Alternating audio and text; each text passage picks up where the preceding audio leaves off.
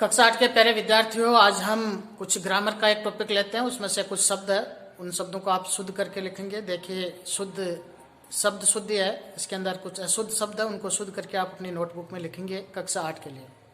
देखिए, अध्ययन, अध्ययन को इसमें डबल ये आता है, अध्ययन।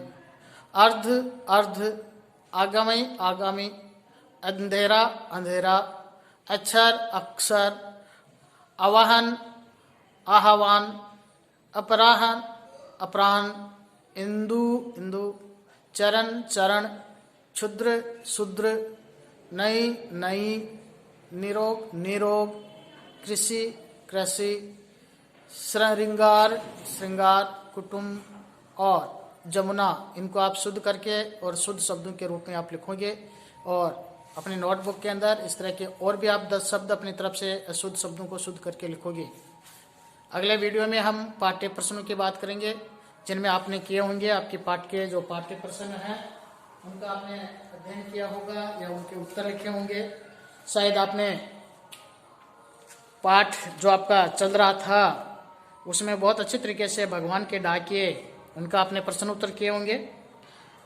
तो उनमें कुछ प्रश्न थे जिनके उत्तर शायद आपको नहीं मिले, तो मैं बोल के बता रहा हूँ, आप वीडियो को सुन लेना और उन उत्तरों को आप मिला लेना। जैसे अभ्यास प्रश्न में कवि ने पक्षी और बादल को भगवान के डाकिए क्यों बताए, स्पष्ट कीजिए। तो देखिए, डाकिए मनुष्य द्वारा भेजी गई चिट्ठियों को अपने साथ ले जाते हैं। जैसे उत्तर में आप लिख सकते हैं इस तरह से, डाकिए मनुष्य द्वारा भेजी गई चिट्ठियों को एक स्थान से दूसरे स्थान तक पहुंचाते हैं। बादल और पक्षी भगवान द्वारा भेजी गई चिट्ठियों को एक देश से दूसरे देश को पहुंचाते हैं। इसलिए कवि ने पक्षी और बादल को भगवान के डाकिए कहे। पक्षी और बादल द्वारा लाई गई चिट्ठियों को कौन कौन पढ़ पाते हैं, सोचकर लिखिए। पक्षी और बादल द्वारा लाई गई चिट्ठियों को केवल प्रकृति के विभिन्न अंग जैसे पेड़ पौधे, पानी, पहाड़ आदि ही पढ़ पाते हैं। पंक्तियों के भावार्थ लिखिए। तो इन पंक्तियों के भावार्थ के लिए आप आगे वाले आपको बताते हैं कि इनको अच्छी तरह से आप कविता में पढ़ा होगा। इन पंक्तियों का क का जो 22 सबका उसका जो भावार्थ है वो इस प्रकार से है। पक्षी और बादल ये भगवान के डाकिए हैं जो एक महादेश से दूसरे महादेश को जाते हैं, मगर उनकी लाई गई चिट्ठियों को पेड़ पौधे, पानी और पहाड़ बांधते हैं। ख में, हम तो केवल ये आंकते हैं कि एक देश की धरती दूसरे देश को सुगंध भेजती है और वह सौरभ हवा में तैरते हुए पक्षियों के पंखों पर तिरता है और एक देश का भाप दूसरे देश में पानी बनकर गिरता है। चौथा प्रश्न था, पक्षी और बादल की चिट्ठियों में पेड़ पौधे, पानी और पहाड़ क्या पढ़ पाते हैं। पक्षी और बादल द्वारा लाई गई चिट्ठियों में प्रेम, सद्भाव और एकता का संदेश छिपा रहता है। इस संदेश को पेड़ पौधे, पानी और पहाड़ तुरंत समझ लेते हैं।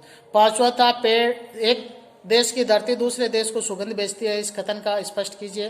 तो इस पंक्ति का भाव यह है कि धरती के लिए सभी मनुष्य एक समान है, वे कहीं भी रहने वाले हो। प्रकृति बिना किसी भेदभाव के उन तक सुगंध भेजती है। इस सुगंध में प्रेम, एकता, सद्भाव और समानता का संदेश छिपा होता है। पाठ से आगे देखिए, पक्षी और बादल की चिट्ठियों के आदान प्रदान को आप किस दृष्टि से देखते हैं। तो पक्षी और बादल की चिट्ठियों के आदान प्रदान को हम प्रेम, एकता, समानता और सद्भावना के रूप में देखते हैं। आज विश्व में कहीं भी संवाद भेजने और पाने का एक बड़ा साधन इंटरनेट है। पक्षी और बादल की चिट्ठियों की तुलना इंटरनेट से करते हैं। इसके बारे में आप अपने विचार लिख सकते हैं। तो देखिए, आज संसार में संचार के क्षेत्र में क्रांति आ गई है। संचार साधनों में इंटरनेट का महत्व बहुत अधिक है। इंटरनेट द्वारा विश्व के किसी भी कोने में आप समाचार भेज सकते हैं। पक्षी और बादल और इंटरनेट में कुछ समानताएं इस प्रकार है। समानता, पक्षी और बादल एक देश से दूसरे देश में संवाद ले जाते हैं। इंटरनेट भी विश्व के सारे देशों में संवाद भेजने में कामयाब है। असमानता, इंटरनेट मनुष्य के संवाद मनुष्य तक पहुंचाता है, लेकिन पक्षी और बादल भगवान का संदेश प्रकृति के अंगों तक पहुंचाते हैं। इंटरनेट एक यंत्र है, इसके द्वारा संवाद भेजने में किसी न किसी मानवीय भाषा का प्रयोग किया जाता है, जबकि पक्षी और बादलों के लिए इसकी आवश्यकता नहीं है।